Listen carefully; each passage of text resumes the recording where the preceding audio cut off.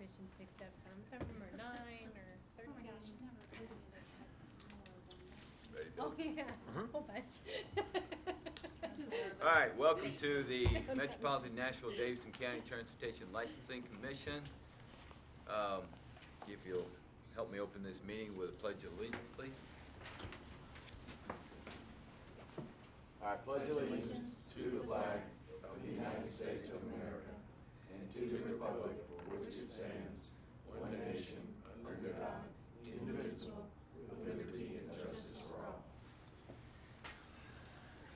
I'm surprised it doesn't say to the democracy. All right. This is the notice of appeal of decisions from the Metropolitan Transportation Licensing Commission. Pursuant to the provisions of Section 2.68.030 of the Metropolitan Code of Laws, notice is hereby given that if you are not satisfied with a decision made by the Metropolitan Transportation Licensing Commission, you may appeal the decision by petitioning for a writ of certiorari with the Davidson County Chancery or Circuit Court. Your appeal must be filed within 60 days of the date of the entry of the Metropolitan Transportation Licensing Commission's decision. We advise that you seek your own independent legal advice to ensure that your appeal is filed in a timely manner and that all procedural requirements have been met. We have been provided a copy of the minutes from the December 12, 2019 meeting. Are there any revisions or concerns by any of the commissioners to the minutes?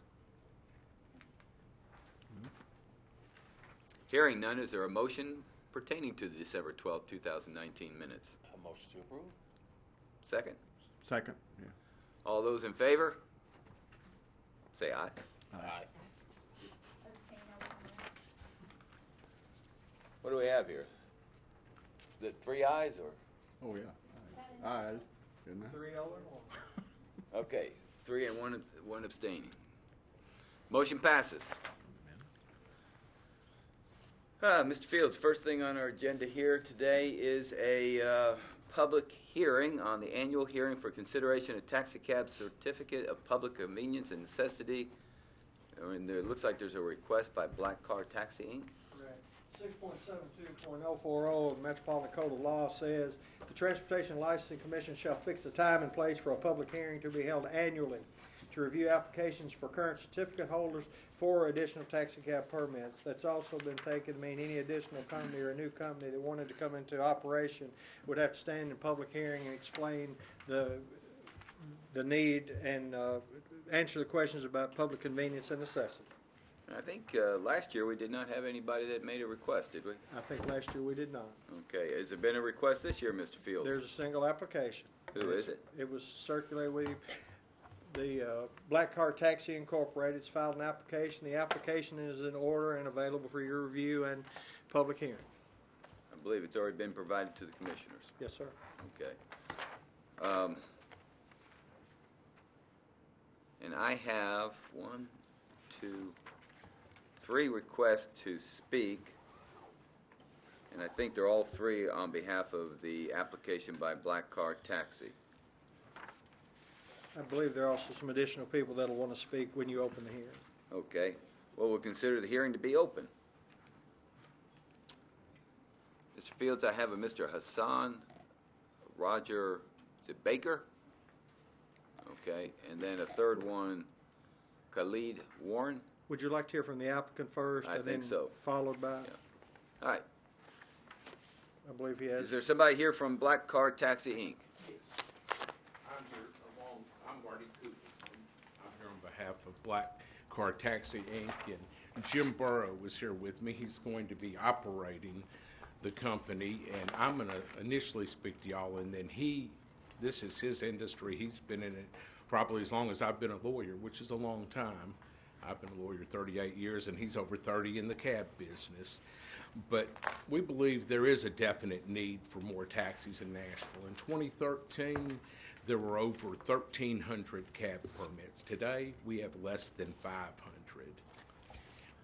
The Rideshare Apps have come in and taken away a lot of that business, but there are problems with the rideshare apps. You get a guy like me who's just not computer savvy. I can't get it done. I had to get my kids once to do it, and the guy at first didn't want to let me in because he thought I was trying to steal somebody's ride, which apparently often happens in that with those companies. Then, more recently, leaving a Vanderbilt basketball game, there's a young man new to the city. He asked me if I could tell him where to find a cab because his phone is dead. I offered to let him use my phone. He said, no, I got to use my own. It wouldn't work. So I directed him to the Marriott Hotel right there, and he was able to call a cab. Downtown, you have people out there, cabs, rideshare, they're all good to prevent drinking and driving. I know Mr. McNally is very familiar with that problem in our community. But the problem you have is... I may resent that, but go ahead. Well, based on your practice, your criminal defense As an attorney. practice. Okay. As an attorney. That was, I've known Mr. McNally's practice probably is longer than me. There we go. As an attorney. Definitely you. as an attorney. But I may start blushing, but But you think about people that have been drinking, they're downtown, they're like, is that the gray or is that blue or is that black? They're going out there trying to see, is this my ride share? Then you have the safety issue. You have people, it's been in the news about the fake Uber drivers picking up people, trying to take them away. I have a sister-in-law that has some mental health issues. She drove for Uber.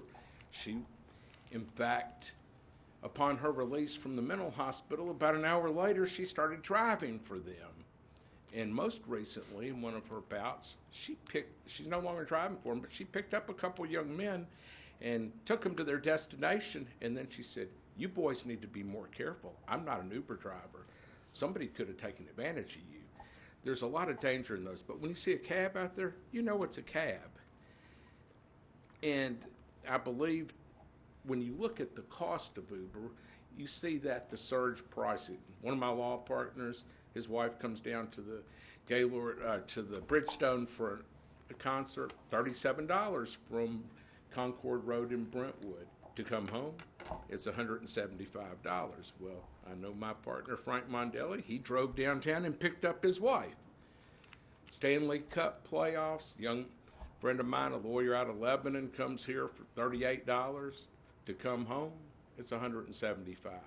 I called a cab company that I'd helped found, and they took him home for $65. Here we have this is going to be an owner-operated company. It's a diverse group of drivers. All but one are American citizens. They're recent immigrants to our country, and they want to live the American dream. They want to have a chance to own their own business. Jim Burrows had over 30 years experience in the industry. He's been successful in that. Today you'll see letters from other cab companies supporting his application along with a council person. And Mr. Burrow believes in helping handicapped. We've already purchased one handicapped van and anticipate purchasing another one. Jim Burrow has more experience than almost anybody in town in the taxi cab business. Jim Burrow is good for the taxi business. He can help it survive. He has led the way in helping getting cabs involved with the CMA Awards. He's currently working on developing a rideshare app, which will be an Uber and Lyft style app. But he'll share that with other companies because, frankly, we're asking for 30 permits today. But 30 permits can't cover all of Davidson County. In fact, in that regard, one of my partners had been councilman in District 1, which is Bordeaux and Joelton. And he commented to me, we were talking shortly before I came over here, and he said, well, you know, in my district, Uber and Lyft don't come all the way out there to where I live. You can't get them. So there is a need in parts of the county for sure. And we're asking y'all today to give these new American citizens an opportunity to live the dream, to be able to own their own company, and help the citizens of Davidson County. I believe it'll benefit the community and be a much safer, healthier environment for our city. These taxi drivers serve as goodwill ambassadors, and they do a good job of welcoming people to our city.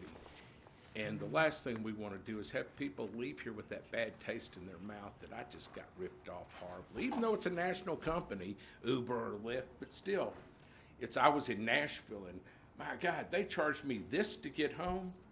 So that's what people hear when they go back to their respective cities. My goodness, be careful in Nashville. It costs you an arm and a leg to get around. Mr. Burrow knows more of the specifics of the industry, and I'm going to let him step up and speak to y'all now. Thank you, Mr. Cooper. Good afternoon. Some of you know me better than others. I'm Jim Burrow, but for the ones that don't, I'll give you a little background information if you like. I came to Nashville, maybe many years ago in the mid-'80s. I had $17, an old '67 Dodge Dart. I got in the cab business some way or another. I'm not really sure how. And I went to driving a taxi. I was broke. I slept in my car for some nights. I slept in every flea bag motel in Davidson County. The cheapest one that had the rates, that's where I laid my head down. I worked hard. I became a dispatcher. I became a manager. I became a general manager. And I became a taxi owner. I've owned a one company taxi before. I'm proud to say I have a place to live now. I have a home in Franklin, and I have a place to live. And I'll say that, and I hate to say things like that sometimes, but Ronald Reagan said there'd be more goodwill done in the country, I believe, if you didn't worry about who got credit for it. And I hate to say things that point toward me, because I don't like to. But the drivers came to me, one guy came to me and asked me if I would help them start their company. They believed there was a need for more taxis in Davidson County. And then 2 came, and then I eventually met with more, and now the group is 15. And I'd like to, if I could, pass out some letters to work on the need a little bit for taxis in Davidson County, and we'll go from there. May I pass these out? Yeah. Okay. And I will go ahead and maybe I'll save a little time. These are 3 letters from 3 different taxi companies in Nashville that have expressed a need for more taxis in Davidson County. They're taxi owners. They own their companies. That would be Magic Taxi, Volunteer Taxi, and Tennessee National Cab. These are all driver-owned companies that own their own companies. They drive at their own companies, and they would like for us to get back in business because we want to help build the taxi industry back up. And they're not worried about competition. They're not worried about going to lose a driver. We're not about that. We're about trying to run our own company and build up the taxi industry. Half of the drivers that have applied on this are now Uber drivers. They've been former cab drivers. The other half are driving for various companies in Nashville. They're all experienced drivers. There would be no traffic increase because they're all already on the street driving with Uber or So other your companies. drivers would be coming from other companies? Only about 6 of them, I think. Where would the other 24 come from? No, well, we haven't filled those spots yet. They will. I have a few cars myself. I've already bought 1 handicap van. Plan to buy another one if we're approved. And they'll probably come from Uber. But there's tons of drivers, as Mr. Fields will testify to, I think, that have left this industry and gone to Uber. They want to come back. They don't like the way the other companies operate. They don't have a good enough system for them to make a living, and they've just left. This might be a good time for me to mention that I have an app that's in development that we're going to operate different. If you do the same thing all the time, you're not going to get any different results. So you definitely have to, I'll get my phone back up and I'll show you something in a second. You definitely have to do something different if you want different results. So I have an app in development that will somewhat mimic what Uber and Lyft do, and it will be for taxi drivers. And then they'll have a chance. They have no chance now. The companies in existence now don't provide that technology. I'll provide it. And then when it's provided, it will be available to the other companies to use. They can all use it. That's fine. I don't have a problem with them using it. All the companies in Nashville can use it. They can keep their drivers. I don't want their drivers. I just want them to use the technology and save the taxi industry before it's gone. There's less than probably 400-something drivers left in Nashville now. A lot of these guys have to work another job and drive a cab part-time to even survive. It's a very difficult time out there right now. I'm 73 years old. These guys want me to get back into business. These 3 companies I passed those letters out want me to get back into business, and because they believe that I can help them in some small way survive the business and get it back on its feet a little bit. We'll try. Mr. Burrow, you describe your proposed company as a driver-owner with 15 people sharing ownership. Yes. Can you elaborate on what that means for me? It means they all own sharing the company, and the other 15 permits, when they're filled, those drivers will have the same opportunity. They own a share in the company. It's not just that they own their car. No, they own a share in the company. They are company owners. Okay. They're company owners. And what do they own actually? They'll own whatever we're going to decide that now. They all own one share. I told them to decide that we're going to set up a board of 5 people. Like we got a temporary board now. We have a permanent board. We approved today of 5. The board will set the perimeters for how they want to handle their shares. So they're going to own shares in the company. Yes. Oh yeah. They'll own the company. At 73. I'm just trying to identify what the drivers actually own in the company. They own a share of Black Car Inc., the corporation. They're as much an owner of their company as the shareholders are at, say, Yellow Cab here in Nashville now. Okay. They're shareholders. They own the company. I don't want to own the company. I've been there, done that. I own shares. I don't want to own the company. I want to teach them how to run their own company. I'll manage it for them. I'll run it for them as long as I can. And at some point, they're younger than me, way younger. And I want them to be able to stand up here and talk to you and do business and take care of themselves. They're all from 6 different countries around the world. Never has an applicant applied that's been so diversified. Let me ask you something. Are they going to be more like subcontractors? Will they each have individual insurances or all under Black Car's one insurance umbrella? We will probably discuss that when the board is selected. Typically, each person owns their own car and owns their own insurance policy, but the board can decide to purchase one group policy. So they're more like subcontractors under Black Car. But it's their own company, but they own it. Right. Subcontractors. They're working for themselves. Own their own. Yeah, they're working for themselves. They're not working for another company. If they go to work for, I'm just using Yellow for example. I'm not picking on Doug, but they work for Yellow Cab. They don't own anything. They own their own car. They're subcontractors. When they work for Black Car Inc., they're working for themselves because they own the company. They own it. When they go to work every day, they can say, "This is my company. I own it." It's a very diverse guide group. I know them all well. I've eaten food with some of them. They've had years and years of experience. They just want to live the American dream. Well, it sounds like you've already identified your drivers because you said you know them all well. You can identify what countries they're from. You eat with them. Yes. And so my question again is, you said you only had 6, but you were going to fill the other 24. Where are the 30 drivers coming from? Other companies or what? There's 15 listed in the application. Yeah. That's my wife and I are 2. There are 13 of them. About 6 of them are coming from other companies, different companies, and the other 7 are driving at Uber right now. They're coming back to the cab business. All So right. I'm going to return 7 drivers to the cab business, and then I'll return some more. There's more of them over at Uber and Lyft that are waiting to come back. We'll have no problem, I don't think, filling them. We asked for 30. If 30 is not appropriate, we're not greedy. We just want to help the cab industry. And these guys want to work for themselves. They don't want to work for somebody else. That's why they left. That's why those guys went over to Uber to start with. They just couldn't make it here. They wanted to go over there and work. And they can't make it over there either. Because nobody can work for Uber full time and make a living and feed their families. That's not their business model.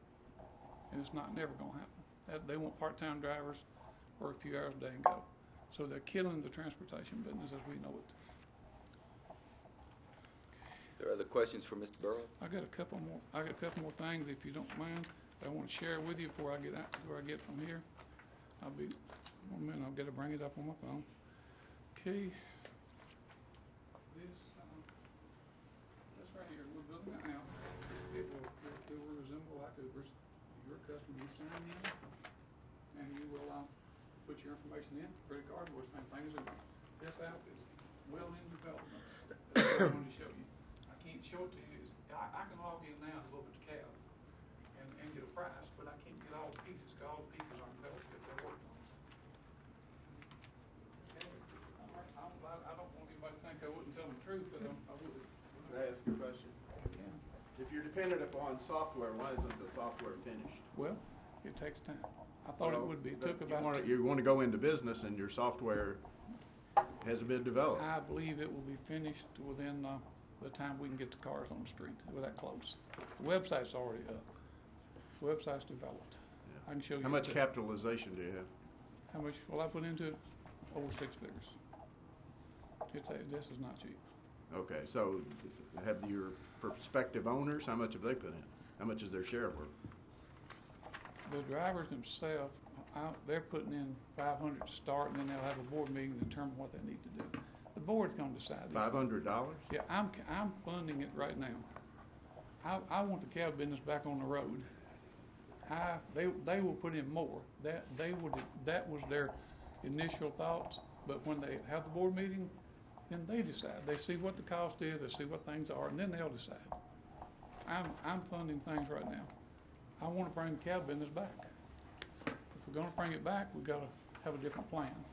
And Mr. Fields knows that. He tried to have a different plan 5 years ago. Didn't happen. But now the plan is happening. And I might pass out another letter. Let me get this out for. And this is a letter from councilman that share their thoughts on this. I think we have that. Is that Councilman Yeah. Welch? Yeah, we have that. Yeah, we You have that? that was provided to us. The one that's dated January 22nd, 2020. Correct. Yes. Did everybody get a copy of that? Everybody get a copy of that? And she made some very good points in there. I thought that stressed the points that we want to make today. Is in the letter. I appreciated the letter. I thought it was good. There's 5 driver-owned companies in Nashville today, and they are all doing well. They're all still in business. There's only 8 total companies in Nashville total today. There's 3 companies closed in the last 2 years. One of them in 18, I believe, 2 in 19. None of those were driver-owned companies. They were individual-owned companies by one person or 2. There's never been a driver-owned company closed, merged, or sold, which means once you approve an application for a driver-owned company in the past, they're still here. They'll be here. They're still operating. They're not going out of business because the drivers are the company. They're the company themselves. They own the company, so they're not going anywhere. They feel good when they get up every day. They go to work and they work for themselves. The hotels are setting records every day. The airports are setting records every year. I don't know what else we can say. We can say that Nashville's on fire. And Well, do you have somebody from the hotel coming here saying they don't have enough cabs? Well, I didn't ask anyone to come here from the hotel. Right. I'm just saying, what more could we ask? That would be something Yeah, that would be of interest. That would have been good. Yeah. But there's a lot of people hauling Davidson County besides the hotels. But yes, that would have been good, Mr. McNair. I wish I'd have maybe thought of that. There's 526 square miles of Davidson County. There's a lot of people in Davidson County that need rides, and to think that 400 and something cabs can cover Davidson County and get anybody a cab anytime they want it is virtually impossible. There should be 2,500 cabs on the road. There was 1,300 a few years ago, and Nashville's grown so fast it should have almost doubled by now. Instead, it's gone down to almost nothing. And the companies should have had better technology on the road out there. They don't have it. We're going to provide it. I'm going to provide it. Basically, I'm funding it. I'm going to provide it. and then hopefully we can all share in it, and they can do well. I don't know if I can say much more about it. There's definitely a need. I don't think there's any doubt about there's a need for cabs in Davidson County based on what attorney said. There's all kinds of examples like that in the business. And I think that I would at this point just say that I think I've told you the story the best I can. I'm willing to answer any questions, and I would respectfully ask you to approve a need for cabs in Davidson County and approve Black Car Taxi's application so that these guys can live their dream, the American dream. As immigrants, they've come here, they want to work, and not force them to be subservients to Uber or subservients to another company that they don't want to work for. Does anybody have any questions for Mr. Burrow? Any other further One other questions? question. Did you say 3 companies have gone out of business? Yes, Is sir. that accurate? Mr. Bill? Yes. Why didn't you buy one of Two those? did not renew last fall, 1 year before. They're bankrupt. You can't. They're bankrupt. They just bankrupt themselves. They didn't pay the city, I expect, or the airport fees, or anybody else. I think Mr. Fields was going to address some of those issues when we get There's done with debt. it. They have debts that nobody wants to take over from their corporation. I'll buy a company. Would So love if to. they're, But I'm not have a question? fearful. I don't have any debt on Black Car Taxi, and Black Car Taxi is not likely to have any debts. What is your plan for, or is there a plan for where the taxi cabs are going to go? In other words, if you have 30, are you sticking 30 downtown? Are you putting 10 downtown and 20 elsewhere, or do you even know? Oh yeah, I have a plan. After 30-something years in the business, yes, ma'am, I have a plan. What is it? The plan is that we will diversify them in different areas we can. Now, sure, some of them will be downtown, some of them will be at the airport, but we will also work on contracts to give these guys work to where they don't have to sit around and look for somebody on a corner flag in their hand. We will look for contracts. I've had contracts in the past. We'll have contracts again. We believe there's a market out there now for handicap vans that's untapped, and we've got one van already. So who do you contract with? Who do we contract with? Just an example for us so we can put some real parameters to what you're saying. Medical companies. All right, so with medical providers to transport patients, Back and forth to the doctor's office. Yes. thank you. Yes. Other questions? Thank you, Um, Mr. Burrow. Oh, sorry. This might be for Mr. Fields. When you're hiring your drivers, what are the requirements in terms of background checks and all that kind of stuff? They will have to go through the process of getting a taxi permit, which would be a fingerprint background check. But they also, taxi cab drivers always have to come. They got to come and do an company application, and Right. if that application isn't, we check their background. If it's not sufficient, even if they pass a fingerprint. If it's not sufficient, then no, we don't want them. We don't want them to come to the company. I've turned down a few. I don't want them. I want good, honest people. But again, this is a driver-owned company. These guys will have permits. They will own a share of the company if they want to, and they'll be working for their own company. That's the stressing point I want to make. These drivers aren't going anywhere. They own this company, just like the 5 other driver-owned companies are in business. They own their own company. They're not leaving. They're not going over to another company to drive ever, because they'll drive there till they don't want to drive a cab anymore, and then they'll retire. And fingerprint background check is a big thing. Uber and Lyft don't do that, and that's why the public deserves opportunity to have more cabs on the street. They deserve the opportunity to choose a taxi if they want to. And with less and less taxis on the road, Uber and Lyft are winning the battle. They're forcing people to get in those things, whether you want them in them or not. It's just a shame what they're doing. I think I have. Can I give you one more handout before I get out of here? I'm so sorry. This is just a point maker, I guess, more than anything else. This shows you what's going on in Nashville. I'm not giving up. I'm very sorry. That's okay.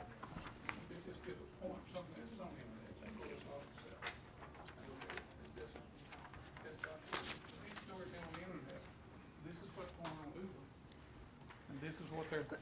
this is what people are subject to. It's not what they're subject to in a taxi, what they're subject to in an Uber or a Lyft.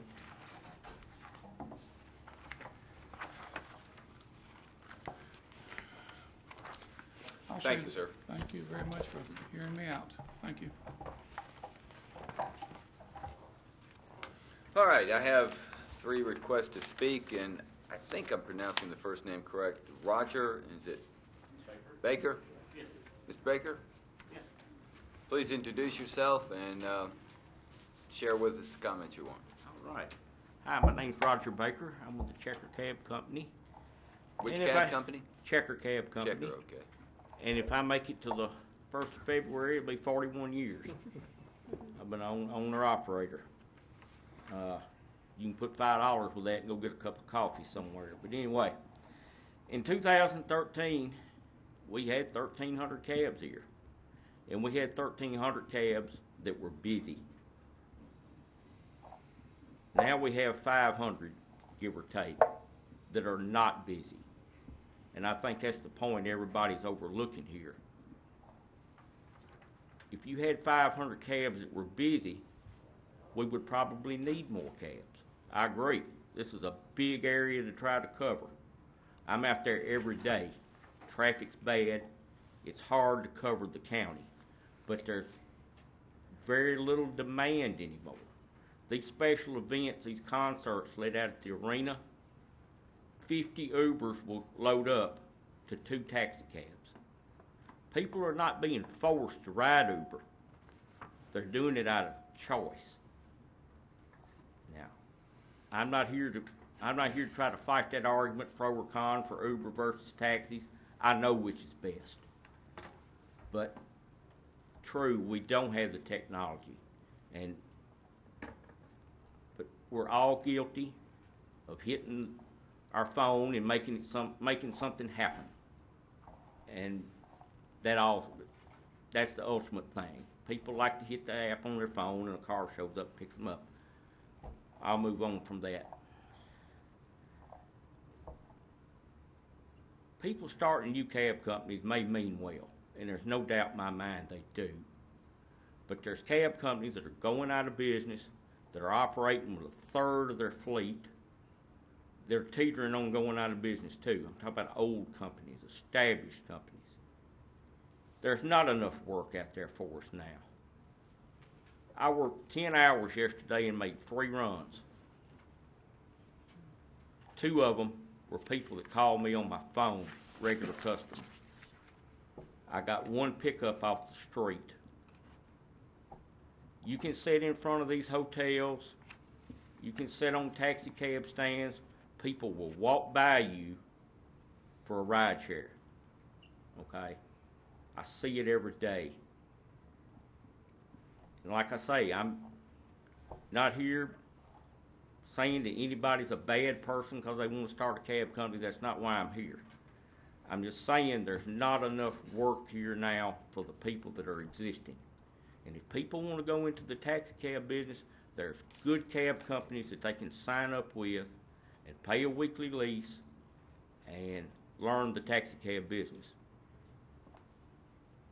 I really don't see the need for another cab company at this time. In fact, it probably should be a moratorium on the number of permits and be frozen at the number that's out there right now, because the people that are driving cabs are in bad shape. I've been out there a long time. I don't know that I know all the answers, but I think I know how to make a living doing this, and it's getting more and more difficult as time goes on. You know, we bottomed out from a business standpoint. We bottomed out probably 18 months ago. You can kind of predict now what you're going to do again.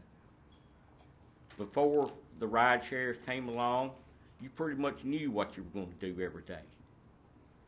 So we went through a 5.5 year period that it was just like playing roulette every day. You had no idea what was going to happen.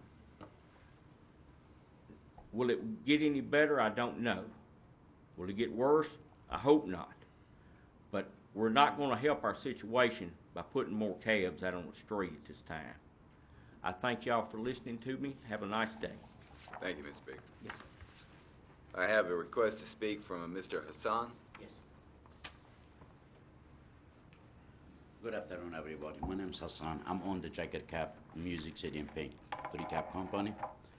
I've been in cab business for 18 years, which is I was driving cab for 9-10 years.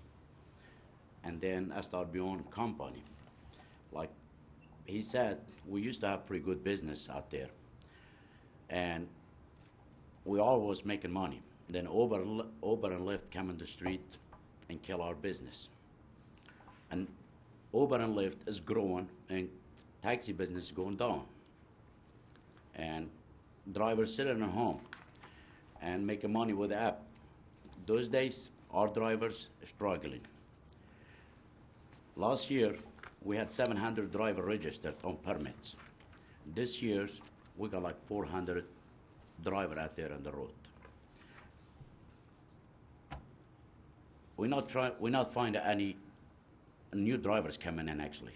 That exist drivers swap around from company to company. I had a drivers coming from 5 different companies, paint his car every month, trying to make better, trying to make living better for his family. He can make it because every company going is bad. I have 225 permit with all my 3 company. I've got 120 drivers on the road. Other 120 permit, it's empty. I'm waiting on a new drivers to come in. Where we gonna new drivers? We don't know. When we gonna get new drivers? We don't know. So my point Mr. is, Hassan, I got a question for yes, sir. you. You have only half the number of drivers to fill the vehicles you have out there. Yes, sir. That's one problem. Are you getting requests for cabs that you cannot fill because of a lack of drivers or? Because of drivers, No, really, the question I'm asking is, are you getting requests that you can't fill? I can't fill because of drivers. All right, so you don't have enough drivers, but you could put the 250 out on the road if you had the of course. drivers. Every time somebody called me, I thought maybe new drivers. The same So drivers. it's not the was- lack of business, it's the lack of drivers. As drivers, yes, sir. And business, the cab business is going down. Drivers leaving. Drivers, I mean, like I said, I had drivers. He tried 5 different companies to make for living. He can't. We don't have no enough business for even that 400 driver in Davidson County.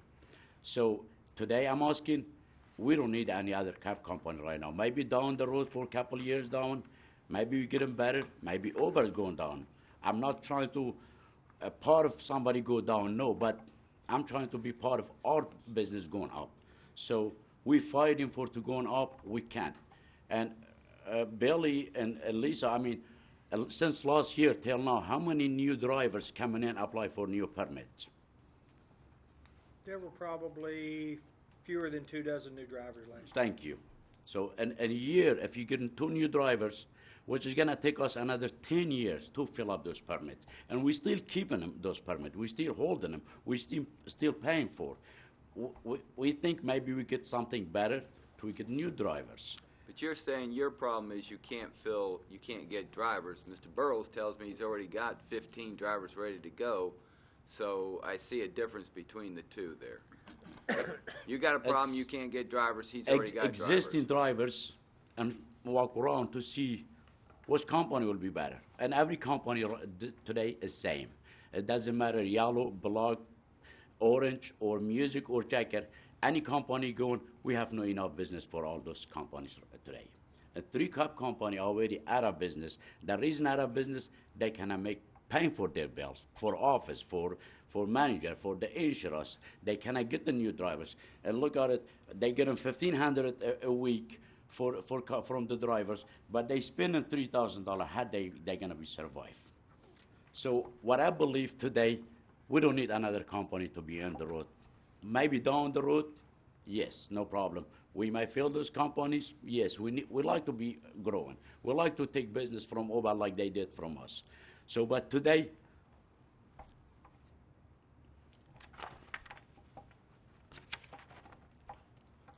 we've got 1, 2, 3, 4, 5, 6, 7, 8, 9 cab company in Nashville. None of them, even 60% fleet there on the road. Every one of them's got a 40, 50, 60 empty permit is keeping them and wishing to get new drivers to fill up those permits, not to pay from their pockets. So you think if you had the drivers, they would be busy? I think I'm a little confused, because on one hand, you're saying there's not enough business for the drivers that are out there now, but then you say if you had more drivers, Exactly. We don't have cars. enough business for those drivers to make money. Yeah, if we had enough business, we may get more drivers. So we don't have enough for those non-company on the road in Davidson County. If you open a company in Columbia, maybe.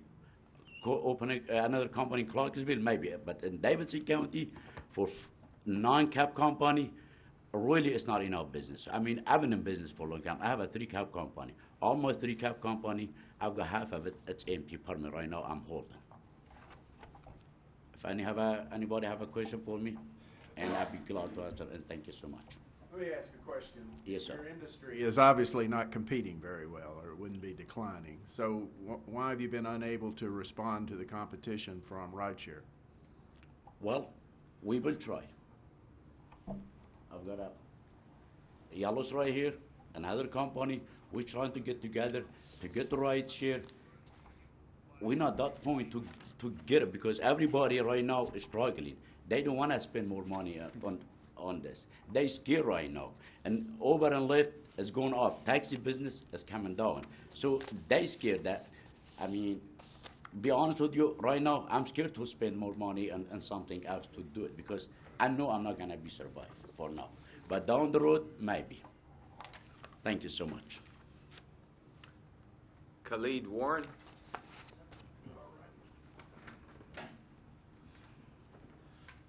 Good afternoon, ladies and gentlemen. My name is Khalid Warren.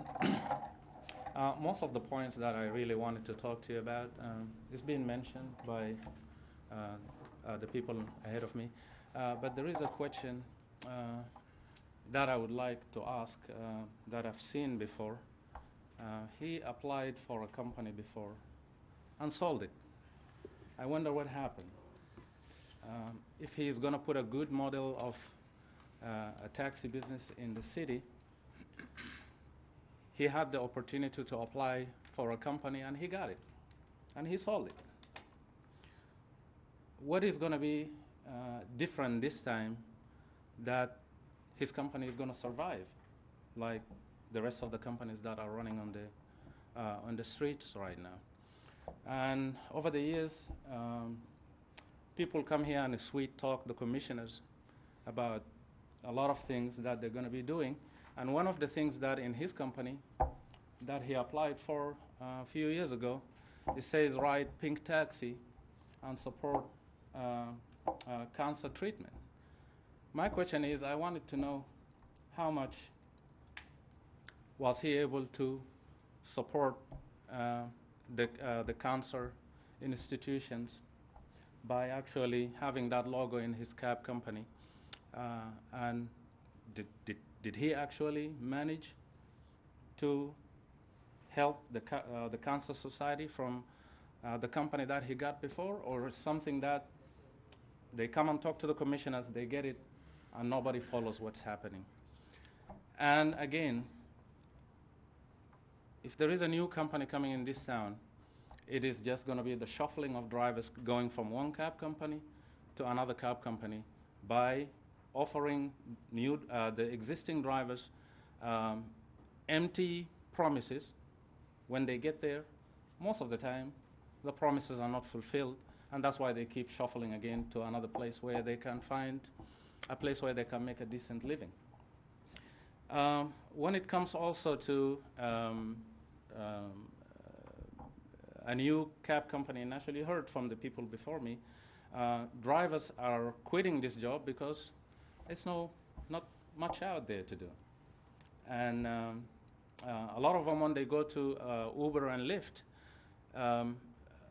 it's just because sometimes they're just getting tired of the fees they pay for the cab company owners, and while they can go to Uber and pay actually pretty much nothing. And when he's saying that he's going to get some drivers that are going to come back from Uber, I don't think that is going to happen unless he has a miracle, because like he said, he's been in the industry for a very long time. And I don't know if you guys know about his history.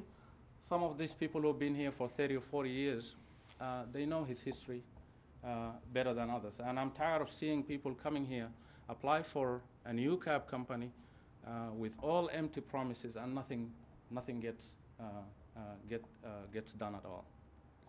And I don't think there is a need for a new taxi cab business. No drivers are coming into the business. I used to be one of the 3 instructors that teaches the new taxi cab drivers coming into the business. I lost my job. I've done it for 8 years for the city of Nashville. And if you ask Billy or the Transportation Licensing Commission, no drivers are coming, I got no job. I don't teach that class anymore. They tried to go online so drivers don't have to wait, because in the past, we used to have the drivers register for a class until we fill the class, and then we go instruct. And I used to instruct on the 3rd day, which is about the city ordinance. Right now, we don't have drivers coming in, so we try to go online so drivers don't have to wait for very long before they can get a chance to go to these classes and get their permit and be out there on the streets and make money. My question, where is he going to get these drivers while I'm losing my job, because I used to teach the new drivers, and I lost the job because they are not anybody who's coming in the industry? That means, is he going to steal drivers from other companies? That's a possibility. So I don't know. I'm going to leave it into your hands. But to what I think right now, I don't think we needed any more taxi cab companies running in Nashville. Anybody has any question for me? Or maybe can let Jim Burrow verify the questions. Do you drive currently? Yes, I drive for Checker Cab. I've been with Checker Cab for the last 13 years. Overall, I've been driving for 18 years. And do you agree with what Mr. Hassan said, which was that if there was more business, he would be able to hire more drivers? Yes, I do agree with him, and at the same time, it's a self-explanatory kind of question. If there is business,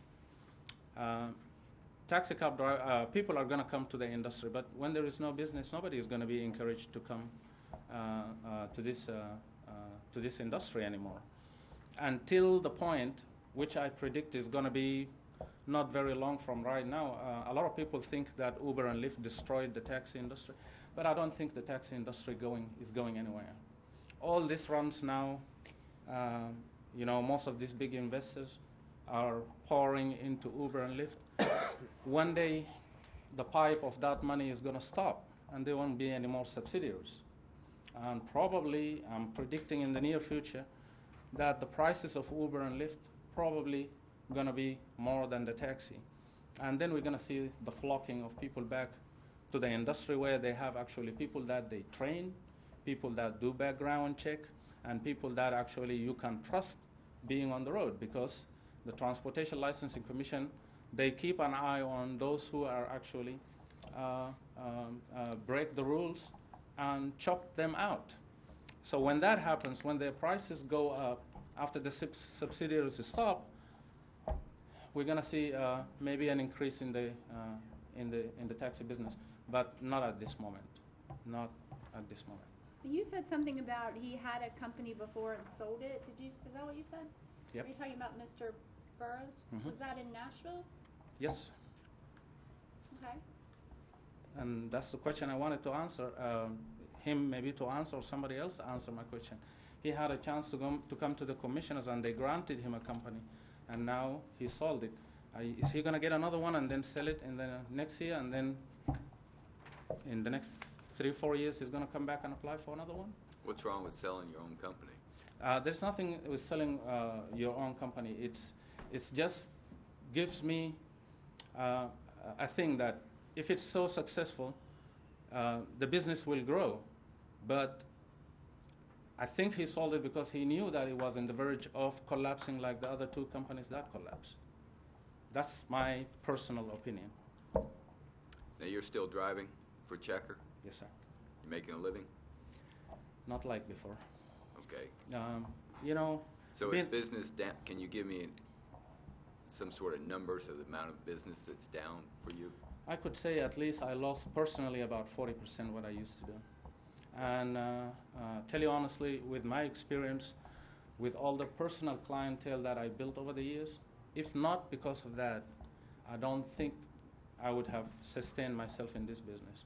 But over the years, I could tell you safely, 35% of what I make is coming from people who actually call me directly or refer their family members or friends to call me for business. I'm not depending on the company entirely to give me business because otherwise I'm not going to be able to pay my bills. Well, that was something interesting to me today that I learned from Mr. Baker and from you, Yeah. that people can call directly for a specific cab driver. Yeah. I always thought you called the cab company and someone showed up, or you hailed a cab on the street. But he was saying people have his cell phone number, and I guess they have your cell phone number. Yes, it's allowed that taxi cab drivers can actually venture out there and build their own personal clienteles because I tell you, with what's happening in the streets nowadays, I would be more at ease and peace with myself when somebody that called me in a repeat, I know them, they know me, they lost a cell phone, they know whom to call. Safety issues. Sometimes I get a little sketchy. It seems like it's good for both sides. Yeah. Both safety for the cab driver who knows who he or she is picking up, and safety for the passenger who is They trust familiar the with driver. the cab driver. Yeah. Yeah. Thank you. Appreciate it. Anybody else? Thank you, guys.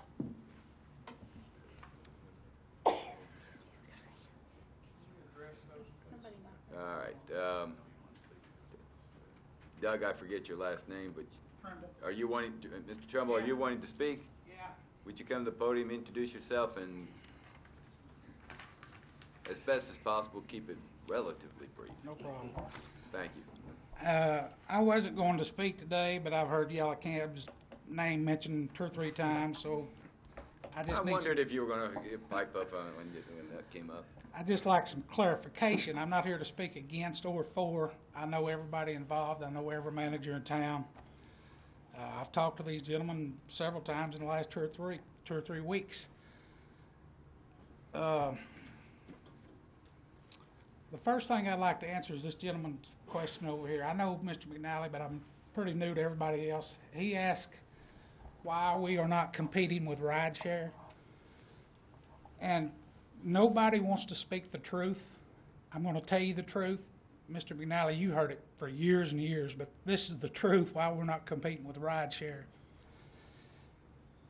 If we had the 200 or 300 taxis on the streets that we used to have years ago, people on the outskirts of the county are still not going to get picked up any quicker than they are right now. And I'm going to tell you why.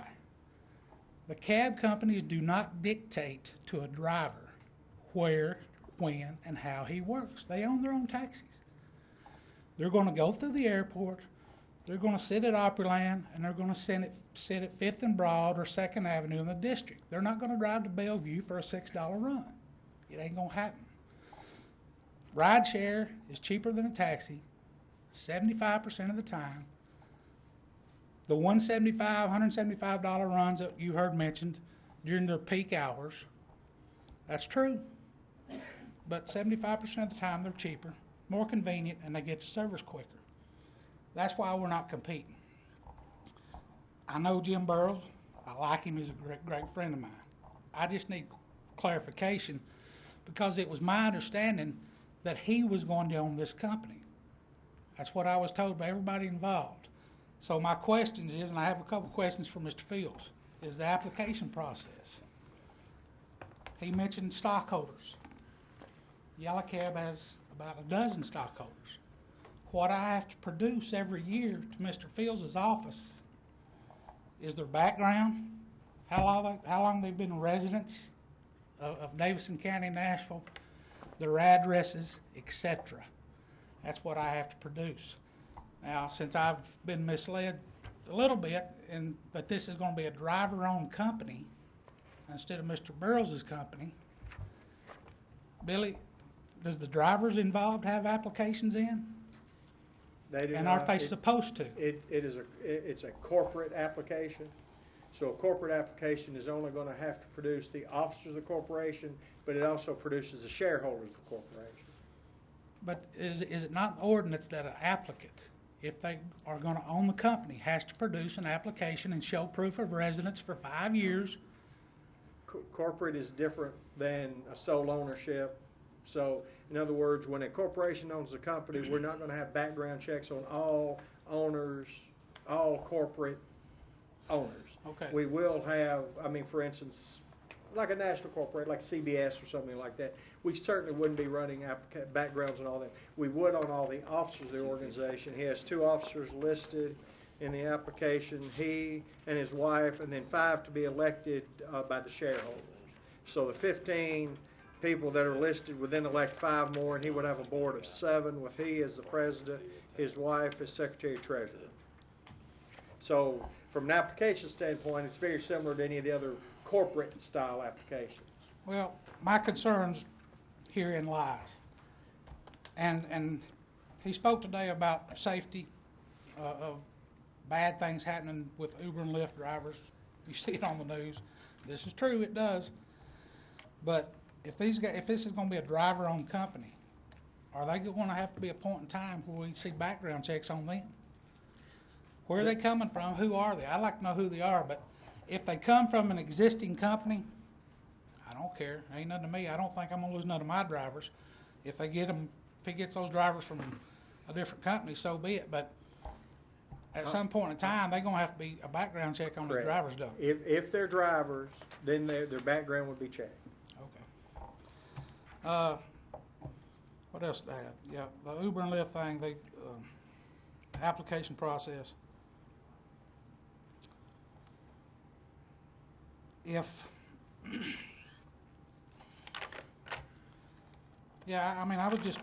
thought Jim Burrows was going to be the only owner of this company, but if it's 15 different drivers and it is what it is. I got one more thing, then I'll sit down. I don't mean to. The three forms of paperwork that you got on the other 3 companies, Mr. Fields and board members. Whatever 3 companies were, I think they said there was Volunteer, 10 Cab, and National Cab. I just don't see any company in town saying that we need another company. I'm not saying I disbelieve those forms that was turned into you, but I wish they were here where I could hear it from their own mouth. And is there going to be a point in time where we do hear from these guys and say, it's just hard to believe that any cab company in town is going to say that we need more cabs on the street. That's just my opinion. So the forms you got turned in from Mr. Burrows on those other 3 companies, I wish those guys would have been here today. They're not. I don't know why. But anyway, anybody got any other questions that I can clarify? I was happy to clarify the gentleman's question about competition with Rideshare. That's just the facts. So, what made it different for you that you originally seemed more supportive if it was going to be Mr. Burrows' company versus it being an owner-operated company that seemed to change your opinion on it? Why is that? Jim Burrows is a friend of mine. I've known him for many, many, many, many, many years. He's been in the business as long as he tells you he has. But I was under the impression that this was going to be a Jim Burrows-owned company. And then I get up here and I've heard 10 times it's going to be a driver-owned company. Why did that change your opinion?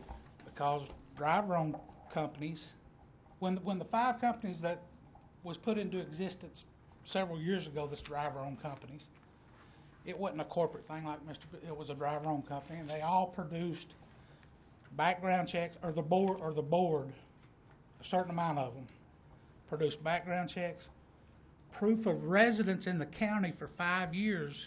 That's what's in the ordinance. They're supposed to be here for 5 years in Nashville. I don't see any proof that these 15 drivers or 12 drivers have lived here for 5 years. He just said that they were all new. It's in the ordinance. If you own a cab company, you're supposed to have residence in Nashville for 5 years. And I sure want to see some background checks. My drivers have to produce a background check how often, Billy? Within every 5 years. Who are they? You know, we all want to know. We don't want to be, have any bad luck on us like the rideshare companies are having because they don't have to know who's in their vehicles. Well, but wouldn't that all happen before they were able to start? Anyone who drives a cab in Nashville goes through the full process. So they'll all have to have full If they don't already. TBI background checks with fingerprints. Okay. And if there are issues, as you know, they come to you and you discuss them. And we'll in just a little while. They simply go through the permit process. That's Correct. what it is with the Correct. background, yes. Okay. I think what Doug's talking about is just the difference in the way corporate applications can work versus sole ownerships work. This is, it's just, we don't do full background checks on the front end of all corporate people who would own part of a corporation, stockholders, As so long to as they're speak. not driving. Correct. Once they start driving, and if they start driving, they must be checked. There's no exception for owners or shareholders. So, all the owners, are they going to be drivers, Jim? Or are some of them going to be owners and not drive where they don't have to produce a background check? I'll address that in just a minute. Okay, thank you. Thank you, Mr. Ms. Burrows, I'll give you just a few minutes, okay? Thank you, Mr. Could I ask? Unless your counsel's speaking. Could I ask a legal question? Sure.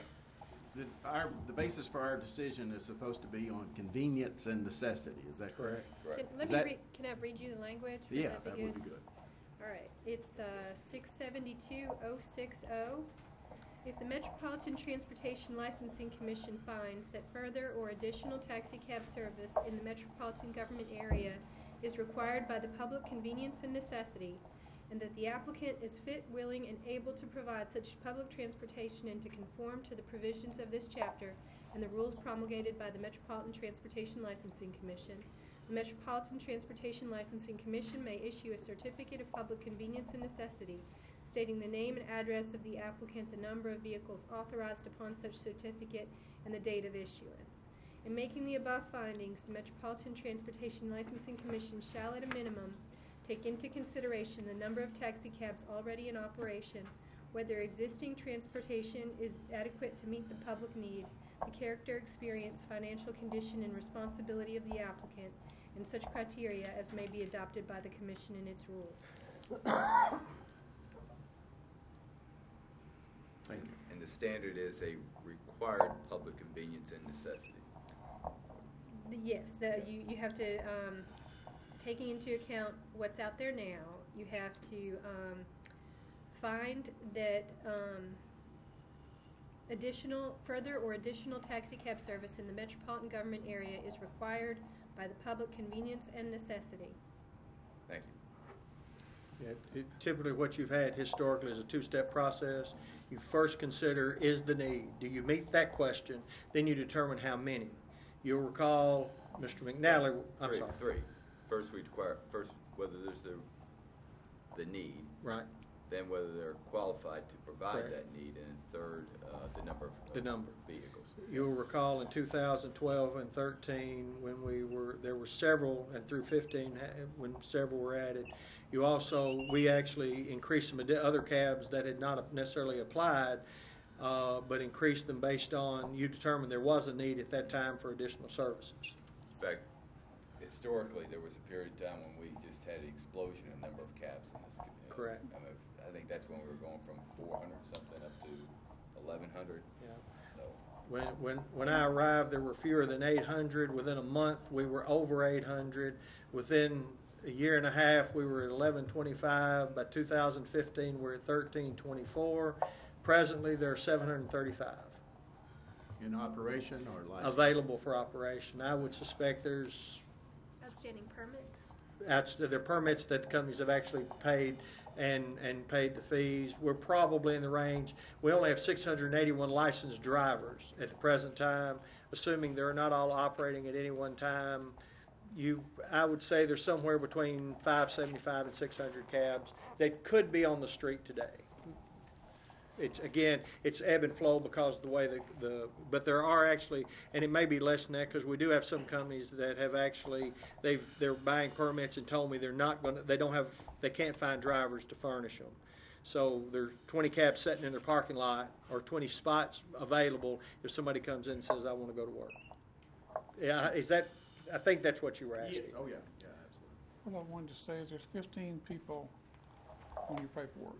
2 of them are my wife and I. At least 13. 11 of those people currently have active taxi permits right now in Nashville. The other 2 are previous drivers who have had permits that have expired that either work at Uber or one of them is not working at all right now. These are not, these are Uber drivers are coming back. There's only half a dozen drivers that are driving various companies here in Nashville now on that list. We only ask for 30 permits.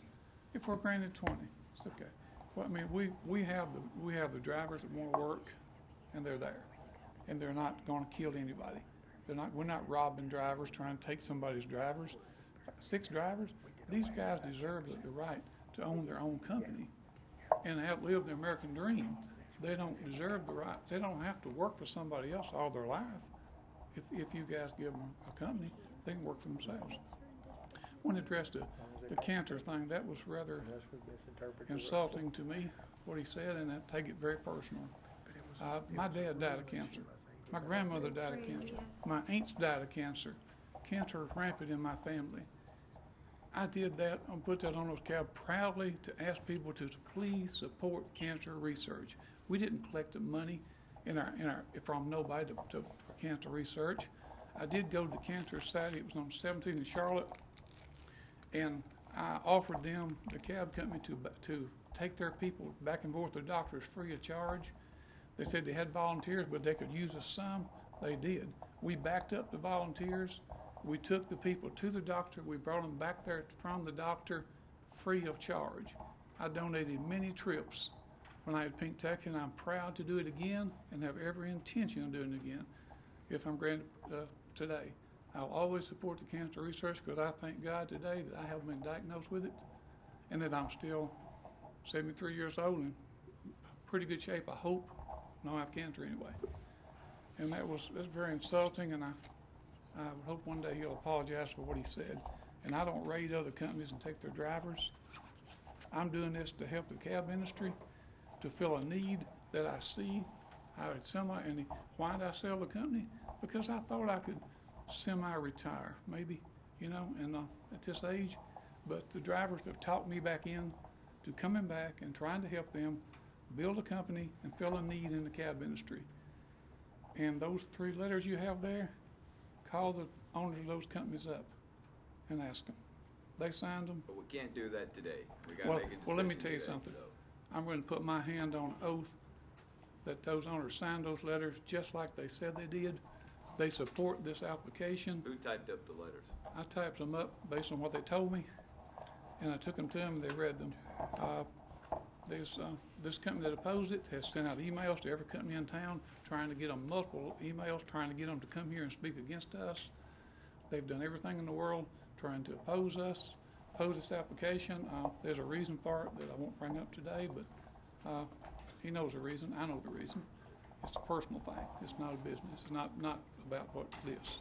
It's a personal thing, yes. And I want to help the drivers, and I want to help the city. I've worked at CMAs. I ask the sergeant and police department every year to please give the drivers their cab stand on the bridge and at Victory Boulevard. I stand down there every year from the first person put in the car to the last one goes home about 1:30 a.m. in the morning. I've done it for years voluntarily. I used to work the taxi stand for the Titans games voluntarily for all companies to come pick up and make money. I believe in this industry. It saved my life when I started. It gave me a chance to get some money in my pocket and get back on my feet. And if I die working in the taxi industry, I will. I don't want to retire. please don't make me retire today. Thank you, Please Mr. give us, Burrow. thank you. My council may have a word to say. And Mr. Burrow, I feel like, has covered most of the points. I will just reiterate, he's had drivers come to him. He knows how to operate a company. He can help the entire industry. He wants to help everybody. He makes some money himself, but it's going to help the industry that he's been involved in over 30 years survive. I mean, we see that, the legal community's changed a lot in my 38 years. It used to be a bunch of us local people practicing. Now we have these big firms coming from all over the country, advertising about the personal injuries. My wife was surprised when we were in Georgia. She said, Morgan and Morgan, isn't out of Nashville? I said, no, they're out of Florida. So Uber and Lyft are the same sort of model, coming in and rating our local businesses. But there is a need. Clearly there's a need, just if nothing else, the high traffic areas. I mean, the concerts, the sporting events, things of that nature. I would submit, if there are cabs down there, when people pop it on their phone and see $175, personally, I'm walking over and waving for a cab or looking for one or calling. And I believe there's business for an experienced operator. I think there's a need, and I think Mr. Burrow can help this entire industry. And we'd ask you to grant the permits today and allow him to begin operating Black Car Taxi. Thank you. Mr. Cooper. Could you clarify the whole prior company that you owned that you sold? Was it profitable, and why did you sell it and all that? Again, be glad to. Just quickly. I can do quickly. I had it for a little over 3 years. I started with no drivers, just me, when I got the license here. What was the name of the company? Pink Cab of Tennessee. Oh. Okay. I started with one driver when I got started. I built it to about 35 drivers in 3.5 years. I came back and got some more permits. I was going on up. I was looking to get to the 50 you gave me. I had the opportunity to present itself to sell. Basically, my talents were needed at another company, and they wanted me to come operate theirs. I told them I couldn't. I owned the company. They said they would wish to buy my company so I could come and help them. We worked out a deal, and I thought, well, I can just retire here, and it'll work out okay at this age. So I went ahead and I took the deals we put together, and that's why I sold it, and that's what happened. So But is that no. company still operating here? Yes, it is. It's about killed, though. It's about killed it, but it's owned by the man that spoke against me here today. Hassan, okay. That's Mr. Hassan. Yeah, it's owned by him. Okay. It's owned by him. But it was very viable and profitable, to answer your question. 35 permits, bringing about, I think it was about almost $100 a week for drivers. And yes, it was very profitable. Are you in litigation with Mr. Hassan? I am. He owes me $350,000. A lot of it's personal loans. Some of it's personal loans, cash money alone. So I am in litigation, and I hope that's where he can stay. And if I'm granted one today, I want to sit down with him and all the other companies and start organizing ourselves to build a better taxi industry. I have no personal problem with him. Thank you. Thank you. I hope that helped you. Mr. Fields, do you know these three individuals? Bill Saint and Dottie Eli? And Yes, we're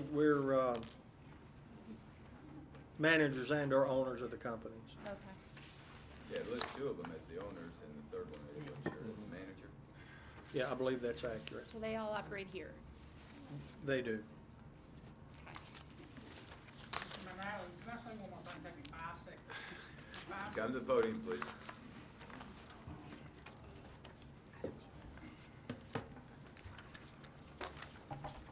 Doug Trimble, Yellow Cab. There's one bottom line to all this. And our certificates are called Certificates of Public Convenience and Necessity. That's what they're called.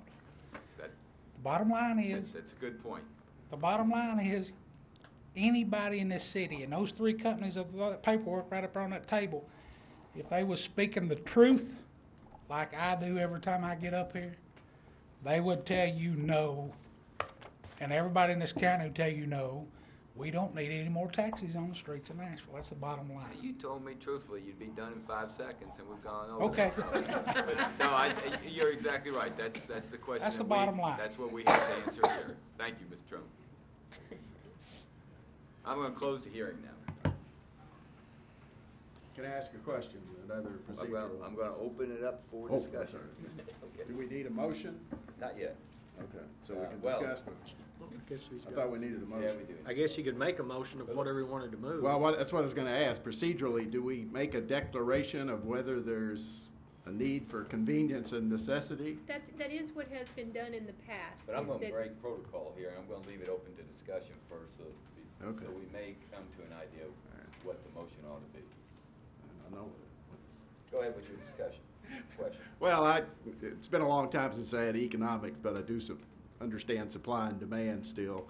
And if there's demand for a service, there'll be a supply. And you say cars are sitting empty and unused? That is what I'm advised by the cab companies themselves. So I'm pretty sure, and this is just about economics, has nothing to do with either side that spoke here today. There's apparently no demand, or insufficient demand, I think is what an economist would call it. It's easier for me to say all of the slots that they're assigned are not filled. Right. And so I would say that means there's no necessity. I'm assuming necessity is similar to supply and demand.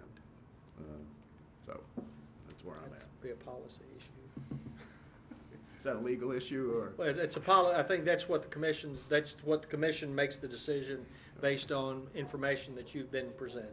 Okay. And I think the clarification would be, there's obviously a necessity for those 15 drivers. Is it a public necessity? Well, no, I'd say there's no economic necessity. It has nothing to do with personalities. It's strictly economics. No, not personalities per se. If he's got 15 people that want a job and he says he can provide those jobs, then there's a necessity there for those 15 people. But I think what our job, if I'm not clear, is it a public necessity, not a personal necessity? Correct. Is it required a certificate of public convenience and public necessity? Public. So. Yeah.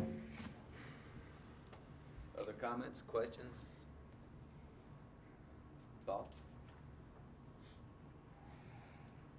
Well, I just want to say that I understand where you're coming from, Mr. Burrows, and I am sympathetic because I would much rather take a taxi than an Uber, and I try to always take a taxi, and I have my own little taxi driver's numbers in my phone that I use because I think there are abundant problems, in my opinion, with Uber and Lyft. However, they have become ubiquitous. They're everywhere. And we, unfortunately, don't get to regulate them. So we can't kick them out. We can't limit them. We can't do anything. Thus, we are left with a situation where, we're jam-packed with Ubers and Lyfts. And I do think our cab industry has suffered. And I wish that we could say, hey, let's cut these Ubers and Lyft in half and bring in more cab drivers. But unfortunately, we don't have that ability. So I just want you to know that I sympathize with you on those things. But living, here, I personally don't see a public convenience and necessity for more taxi cabs given what we have. If it was a do we need Uber and Lyft or do we need taxis, it'd be taxis. But we have to deal with them too. So I just wanted to have you understand that. It's a shame that the standard doesn't include something like public safety as well as a consideration. It is. There is a question also of whether the applicant is fit, willing, and able to provide such public transportation and conform to the provisions of the chapter and the rules promulgated by the MTLC. So I guess that really addresses the public safety aspect of it, is that it's not just is there a necessity, but you also have to find that the applicant in question can conform to all the relevant safety standards that are in the chapter and in the regulations that you all have adopted. Oh, I was thinking not so much of whether black car taxi can conform to the requirements for safety. I was thinking if we could balance adding additional taxi cabs to improve the public safety versus just the considerations of public convenience and necessity. Because unfortunately, the situation is that we can regulate the industry that seems to be diminishing as a result of the industry that we cannot regulate. And there is a perceived, if not actual, concern about public safety by the Uber, Lyft, by the ride-sharing companies that we cannot regulate. And I would like to have my hands free to be able to say, we're going to increase the number of taxis out there on the streets to maybe balance against the ride-sharing companies because of public safety, not because just of necessity or convenience. So that's my observations from the hearings today. And I'd like to mirror what they've said. I'm 50 years old. I've been in Nashville for 50 years, and I have taken cabs since I was little. I try to use a taxi as much as I possibly can, half out of nostalgia. I'm never really I'm a pretty burly guy, so safety has never really been my concern, though it probably should be. And being a business owner here in Nashville in the transportation industry, I do understand both sides of this picture, balancing what already exists with what should be a free market, so to speak, but one can't kill the other. There's already an established industry here that, Mr. Burrows, you've been a part of, have stepped in and out, but we do have to consider what is already established. And as Mr. Fields said there, and we have gotten testimony today that there is a plethora of cars ready and available that are there, and maybe your app could be somehow integrated in that to form some form of business for you. Neither here nor there. I just wanted to say I do understand where both sides are coming from, but again, I'm going to have to say, even though there's not a vote, I don't see the necessity.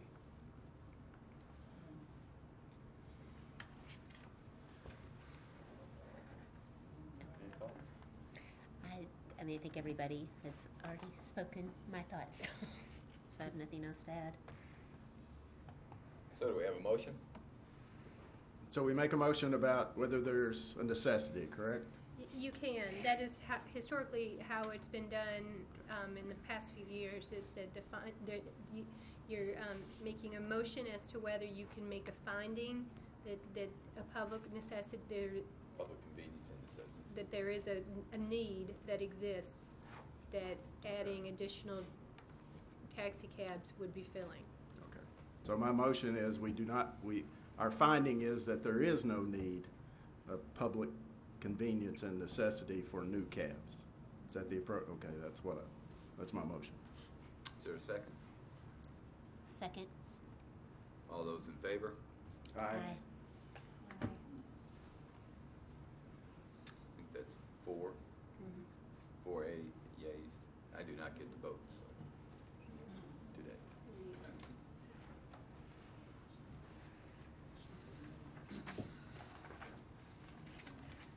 Mr. Burrow, I hope you have heard the sentiments of the commissioners here today, even though we have voted adverse to your application. We have respected the work you have done over the decades in service to this community and providing public transportation. I'll try to find another avenue to get back. Right, sir. Thank you. Thank you very much. You're welcome. Okay. What time you have? Okay. Mr. Fieldton, looks like the next thing up is our records and towing service. Mr. Copeland, I believe Mr. Copeland is not present. I'm not sure if that is a communication error on my part or a failure to appear on his part. I'd ask that we defer. This is involving, he is changing his impound lot, and Okay. for it to operate, you have to approve it. Right. So I would ask we defer that. There may be an additional one or two very similar issues next month, but I'd ask you to defer that to February. All right, that would be the three things under the wrecker and towing service. No, just two. Mr. Morton is present for review of his permit application.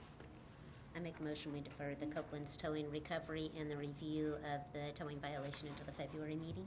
Is there a second? Second. All those in favor? Aye. All right. Then that brings us down to review of the record driver application for Anthony William Morton.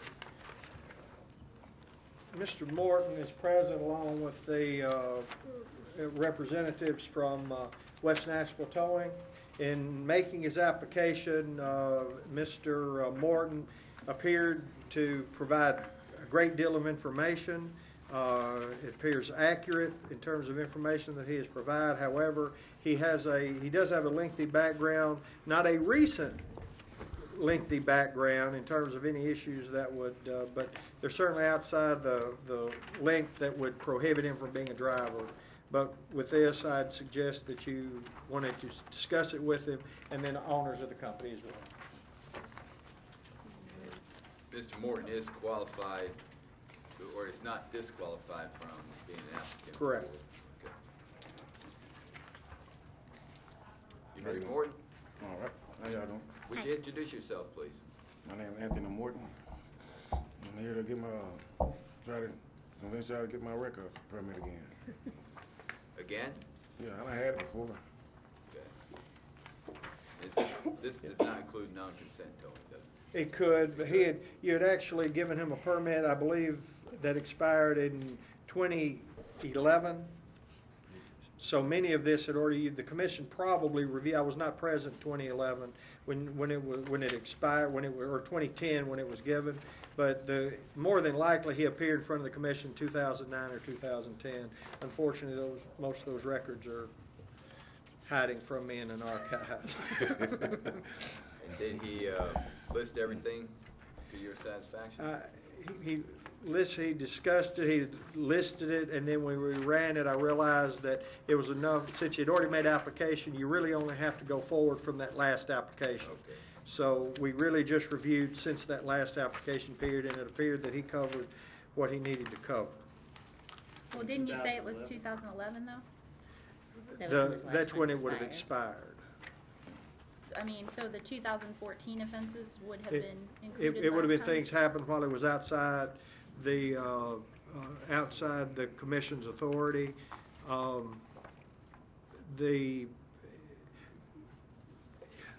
Again, as I'm reviewing it, it made more sense for him to come to you than it was for me. As you saw the book, it made more sense to bring it straight to y'all for discussion about his background and whether he was qualified now. I just don't see them on what he revealed. I see some serious things in 2014 that aren't listed here.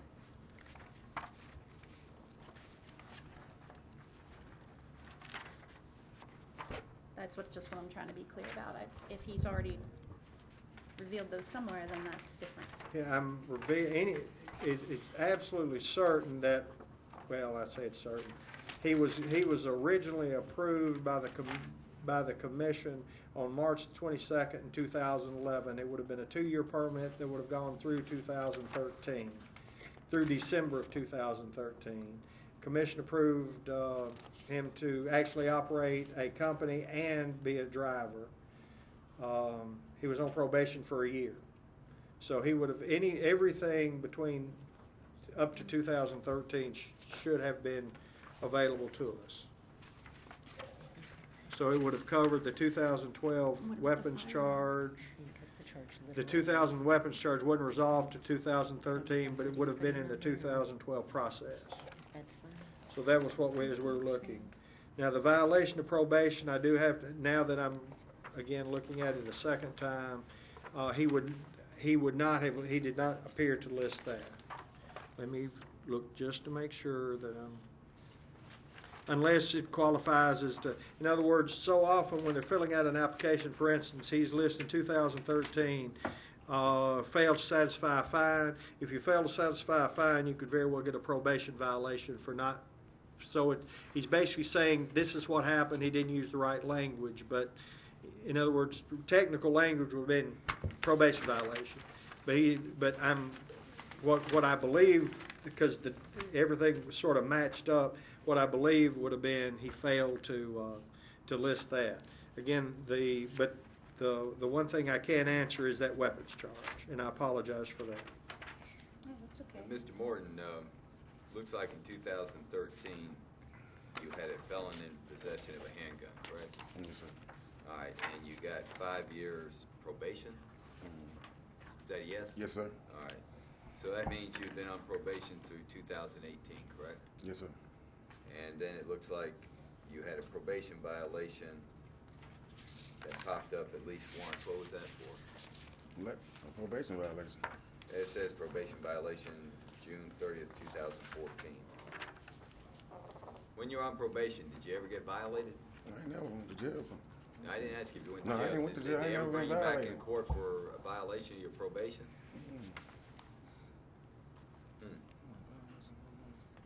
Yes, it was. It was late on my fines. Okay. Now, did you get off probation in 2018? Yes. What is our standard about how many years off probation or release or whatever? Hang on. Is it now 5 years from the date of the conviction? It's in the rules for records. Yeah, you actually passed a rule that would Because we passed a rule accommodate that. recently. Bear with us, okay? Okay. The commission, let's see.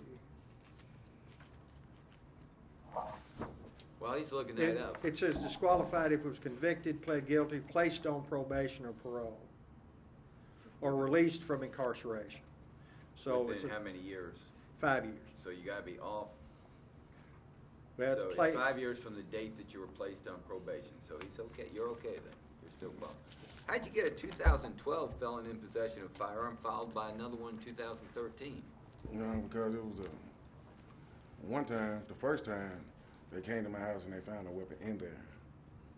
Then they came back to the house again and they found another weapon in there. What kind of weapons? One of them was a muzzleloader that I had bought from a guy. It was just like an old antique gun, but I wasn't supposed to have it, so Yeah. that's what happened. What was the other one? The other one was a 38 special. What? A 38 special. Revolver? Mm-hmm. And what was your underlying felony? So I don't have to go back and look. My underlying felony. What was the felony that you were convicted of? That's what it was. No, you had to be convicted of a felony in order to be a prohibited person from having a firearm. Oh, that was got caught with another gun. You got caught another At one. a younger age, I got caught up. And what was the felony? Possession of a firearm. I think it was like 2000. I got those. Eight. Those are his felony. I wanna Seven. Yeah, I want to know what the felony was. Did you have a felony drug conviction? Yeah, I had a drug conviction too. All right. That's it. How old were you at that time? All right. Like maybe Is that like in 2003? 2003, 2004. Yeah. Okay.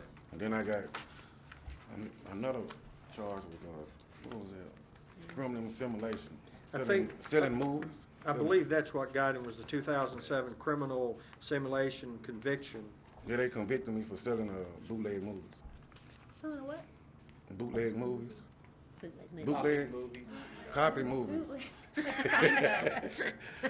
Yeah. Okay. Yeah, pretty good. Well, so it seems to me like you should have probably, if you were being accurate here, should have revealed that felony weapons charge on this sheet, but you didn't. So can you tell me why? I was off probation, so I thought it was. Because when they pulled my record, they said that I had child support. It was basically all child support.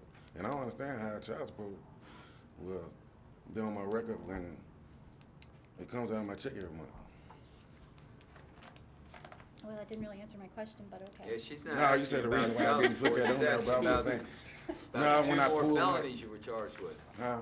She's asking about 2 more felonies you got charged with. I in never did. I just didn't put it on there because it was older. 2013. It was older. That's the reason I didn't put it on there. Well, now, hold on. It says arrest date 2014. I think that's the one you're looking at. right? List each violation of a federal, state, or local law for which you have ever been arrested, ticketed, charged, or forfeited a bond, whether convicted or not. Did you understand that when you read Yeah, it? yeah, I understood. So that doesn't say old Well, I kind ones. of left it out there. So can you I tell left- me why you didn't put it there? I have no reason. I just didn't put it down. Okay. And both of those involved a weapon that was in your home. Mhm.